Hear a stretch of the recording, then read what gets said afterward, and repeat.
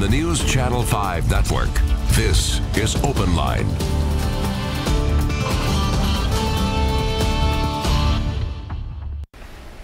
Good evening and welcome to Open Line tonight on News Channel 5 Plus. Thanks so much for watching. I'm Matthew Torres. Today we are talking about this project you may have heard about in South Nashville. That is the village at Glencliff. Essentially, we are talking about homelessness and affordable housing as well in the city. But of course, if you have any questions, don't hesitate to call us. Any comments as well, 615-737+. That number is right there on your screen. And to talk to us more about Village at Glencliff and affordable housing in the city, we do have Ingrid McIntyre, did I get that right?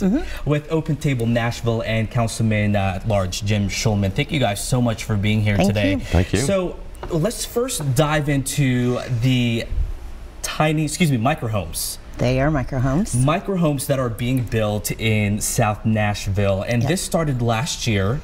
And so I know you guys broke ground several months ago. We did, in October. What is this project and why get involved with the Glencliff United Methodist Church, who's also a part of this project? Yeah, it was a really natural partnership. I'm actually United Methodist clergy as well as being the executive director of Open Table Nashville.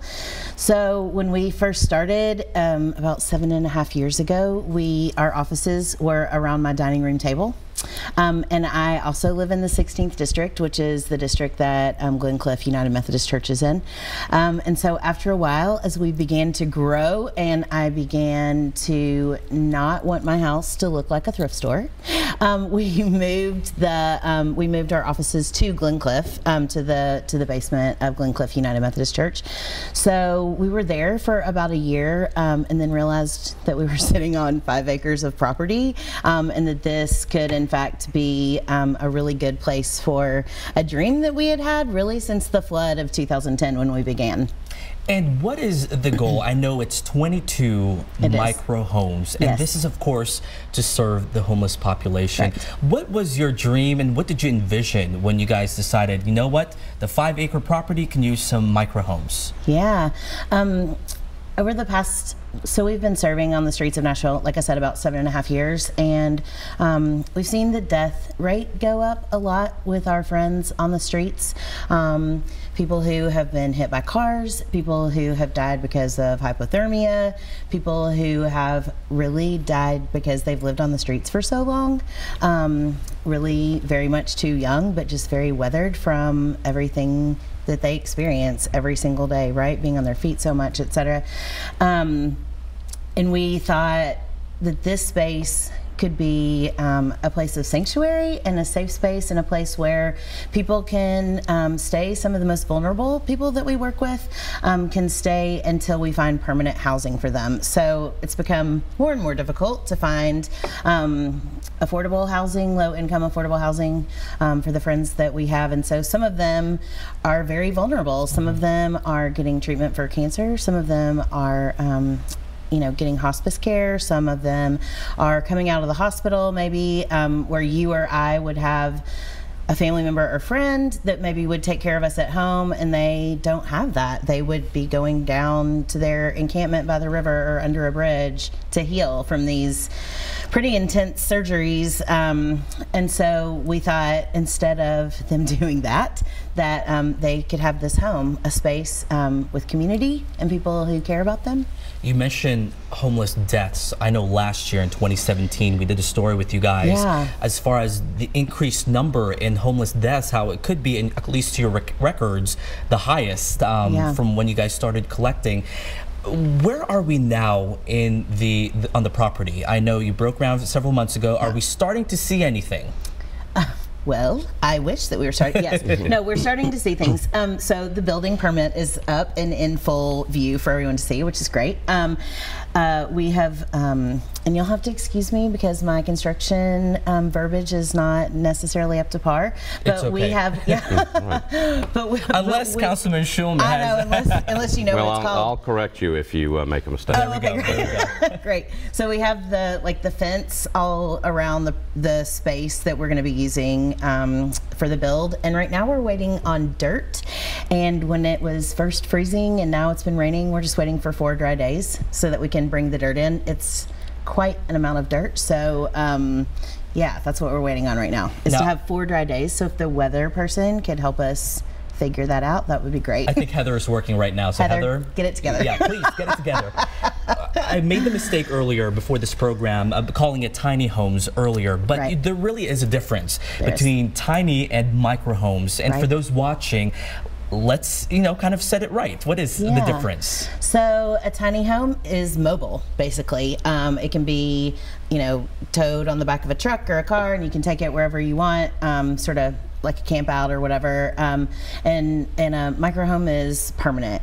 So it'll be on a concrete slab, and it'll have plumbing and electricity and all that. It'll be just like your home. It'll be up to codes, 100%, just like any of our homes that we live in. But it'll just be a small version of that. It's just a small house.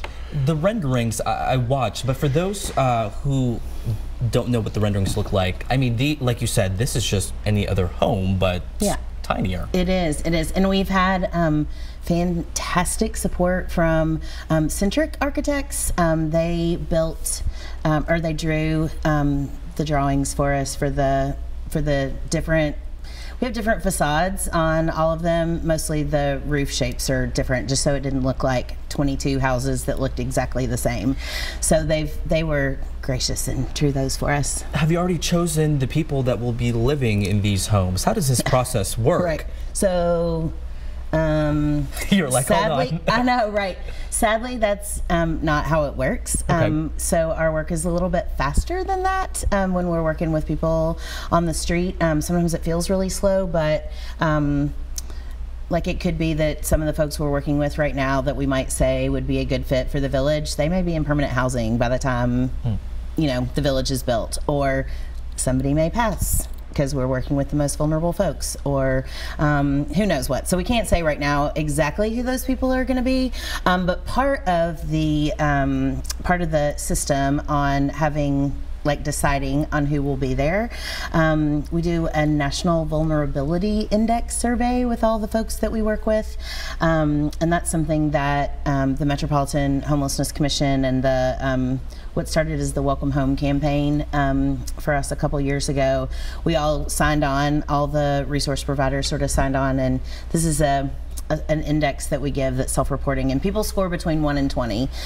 So the higher their vulnerability, obviously the higher their score is going to be, and that score is based on their age, how long they have lived on the street, their mental health, their physical health, and their addiction health. So those 5 things are what are weighed.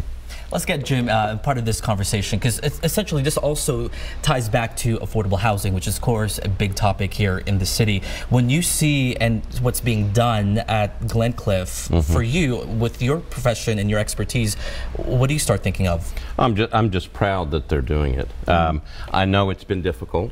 I know that there was a lot of there were people for it and people against it. I mean, it's not easy, the start of doing something like this, and when you go into a neighborhood and people get concerned and they go, we're very supportive of the homeless population, but not in my backyard.